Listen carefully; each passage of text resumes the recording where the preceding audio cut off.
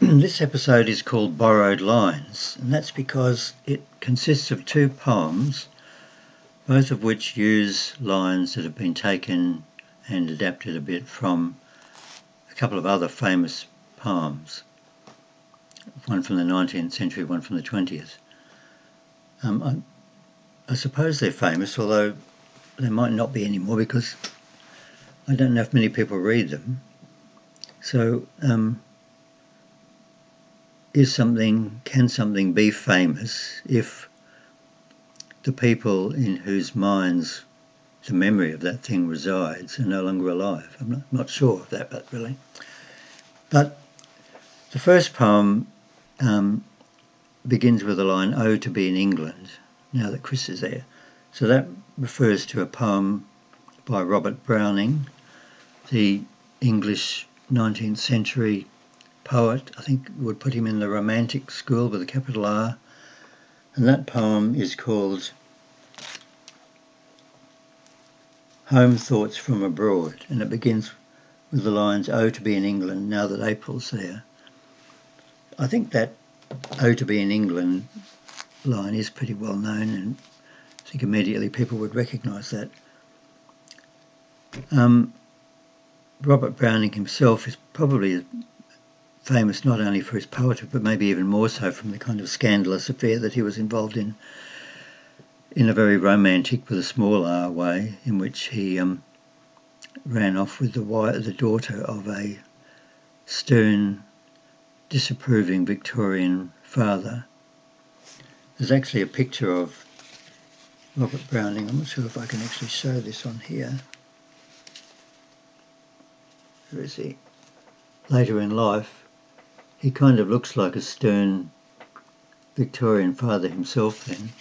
And I think that's what happened with a lot of the romantic, in capital R, poets. And I've actually talked about that in one of my books. I think it's chapter 19, of Beards and Funny Hats, about how those romantic poets kind of changed as they got older. Anyway, so that's the first poem. And the second one actually takes lines from two different poems. Now, one of them is a poem by a 20th century Australian poet called Kenneth Slessor. One of his best known poems is called Beach Burial. It was written when he was a war correspondent in the Second World War in North Africa, and he saw a vision or a picture, actually saw the image of dead sailors washed ashore on the beaches of North Africa. And one of the best known lines of that poem is, "Softly and humbly to the Gulf of Arabs they come." I think that's right. Anyway, so that's changed in this poem you're about to hear in a minute. The other line is from an even better known, well, I think still well known now, poem. It's often used in Anzac Day ceremonies, and I think in England as well, in days that commemorate the end of the First World War. And that is, how does it go? "They will not grow old as we that are left grow old." So the idea that young men died in battle and they died young, so they're spared all the ravages of old age and all that brings with them, so in a way they're fortunate. It's interesting, that poem was actually written very early in the Second World War, but the fighting had only been going for about a month.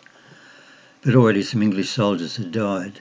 But there was, of course, many years of more fighting and dying of English and other soldiers after that, of course. So that line, in an altered form, I shall hear, occurs in the second poem.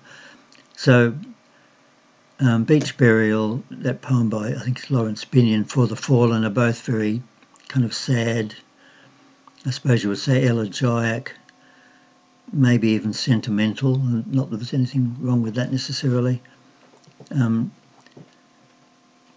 Contemplations of the fact of men, especially young men, dying in a war, and how sad and tragic that is, which of course it is. And maybe that idea is encouraged to try and stop people thinking about, why those wars happened in the first place and who wanted them and who made them happen, and which would make one get very angry. So rather than thinking about that, they encourage us to feel sad and and melancholy and sentimental.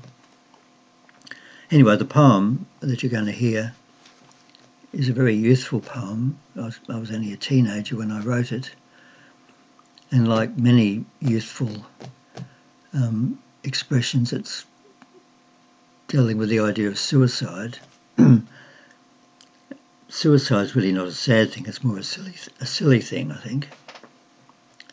But to give my youthful teenage self some credit, I think looking back at this poem now, which is the same as it was when I wrote it as a teenager, I think that young teenage person actually saw some of the silliness of even thinking about suicide and the kind of vanity and preoccupation with oneself that involves in a way. So anyway, I'll leave it at that for the moment and just present the poems.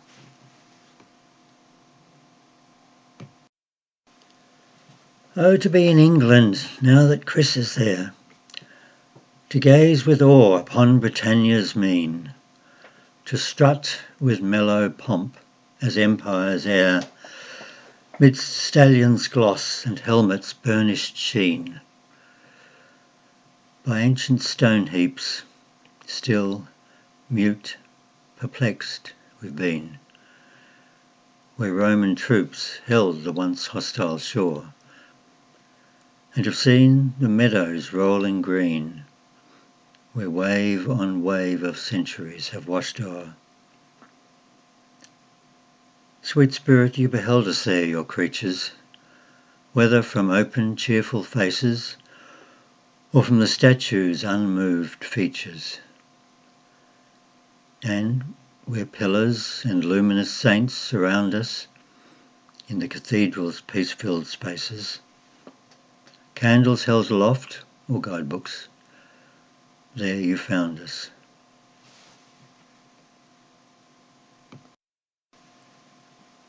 Across the ocean's large expanse, from cape to troubled cape, a boat moves on, as in a trance, down and up and down, its dance assuming the water's shape.